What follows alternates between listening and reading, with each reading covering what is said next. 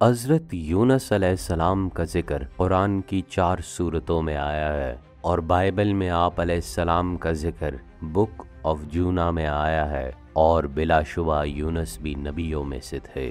حضرت یونس علیہ السلام کا زمانہ 860 سے 780 قبل مسیح بتایا جاتا ہے۔ اللہ تعالیٰ نے حضرت یونس کو اشور والوں کی ہدایت کے لیے عراق میں مبعوث فرمایا تھا۔ اسی بنا پر اشوریوں کو قوم یونس بھی کہا جاتا ہے۔ اس قوم کا مرکز اس زمانے میں نینوا کا مشہور شہر تھا، جس کے وسیع کنڈر آج بھی دریائے دجلہ کے مشرقی کنارے پر شہر موصل میں موجود ہیں۔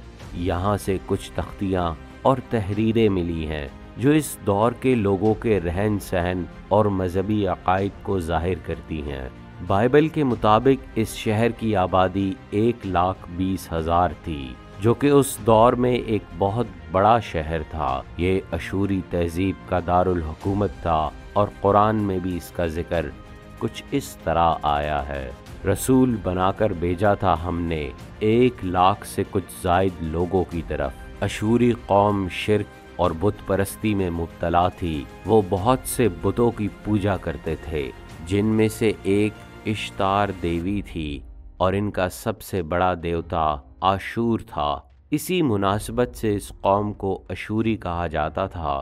حضرت یونس علیہ السلام انہیں توحید کی دعوت دیتے رہے، مگر قوم نہ مانی۔ آخر کار آپ علیہ السلام اپنی قوم سے ناراض ہو کر اس بستی سے نکل آئے اور قوم سے کہا، 3 دن بعد تم پر اللہ کا عذاب آئے گا۔ جب آپ علیہ السلام بستی سے نکل گئے تو قوم کو یقین ہو گیا کہ ان پر عذاب ضرور آئے گا۔ انہوں نے گریہ و زاری شروع کر دی اور اللہ سے توبہ و استغفار کرنے لگے۔ اللہ نے ان کی توبہ قبول کی اور ان سے عذاب ٹال دیا، سو وہ ایمان لے آئے اور فائدہ پہنچایا ہم نے انہیں ایک مدت تک۔ حضرت یونس نے اللہ کے حکم کا انتظار نہ کیا اور پہلے ہی اس شہر سے نکل گئے۔ وہ ایک کشتی میں سوار ہوئے اور ان کی کشتی سمندری طوفان کا شکار ہو گئی۔ ملاح آپس میں کہنے لگے، آؤ ہم قرعہ ڈال کر معلوم کریں کہ کون ہماری مصیبت کا باعث ہے۔ انہوں نے قرعہ ڈالا تو یونس علیہ السلام کا نام نکلا۔ چنانچہ کشتی والوں نے حضرت یونس علیہ السلام کو سمندر میں پھینک دیا۔ ایک بڑی مچھلی نے حضرت یونس کو نگل لیا۔ چنانچہ نگل لیا اسے مچھلی نے، اور ٹھہرا وہ قابل ملامت۔ آپ علیہ السلام مچھلی کے پیٹ میں کتنے دن رہے، اس بارے میں مختلف اقوال ہیں، 3 دن یا 7 دن یا 40 دن، واللہ عالم۔ امام ابن جریر رحمۃ اللہ علیہ نے تفسیر طبری میں نقل کیا ہے کہ اللہ تعالیٰ نے جب حضرت یونس علیہ السلام کو مچھلی کے پیٹ میں قید کرنے کا ارادہ فرمایا تو مچھلی کو حکم دیا، تو نے میرے بندے کا نہ گوشت کھانا ہے نہ کوئی ہڈی توڑنی ہے۔ حضرت یونس علیہ السلام کو احساس ہوا کہ ان سے اللہ کی نافرمانی سرزد ہوئی ہے، اسی لیے ندامت اور غم میں مچھلی کے پیٹ میں گریہ و زاری کرنے لگے۔ تیرے سوا کوئی معبود برحق نہیں، تو پاک ہے، بے شک میں ہی ظالموں میں سے ہوں۔ سو اگر نہ ہوتا وہ تسبیح کرنے والوں میں سے تو ضرور رہ جاتا مچھلی کے پیٹ میں روز قیامت تک۔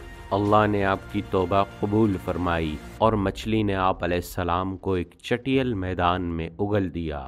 آپ علیہ السلام بیمار اور کمزور تھے اور وہاں کوئی کھانے کی چیز بھی نہ تھی، تو اللہ نے وہاں ایک درخت اگا دیا جس سے آپ علیہ السلام سایہ بھی حاصل کرتے اور پھل بھی۔ پھر پھینک دیا ہم نے اسے ایک چٹیل میدان میں جبکہ وہ سقیم حالت میں تھا، اور اگا دیا ہم نے اس کے اوپر ایک درخت بیلدار۔ پھر اللہ نے آپ علیہ السلام کو حکم دیا کہ آپ واپس اپنی قوم کے پاس جائیں اور انہیں دین کے احکام و مسائل سمجھائیں۔ رسول اللہ صلی اللہ علیہ وسلم نے حضرت یونس علیہ السلام کا ذکر برے الفاظ میں کرنے سے منع فرمایا۔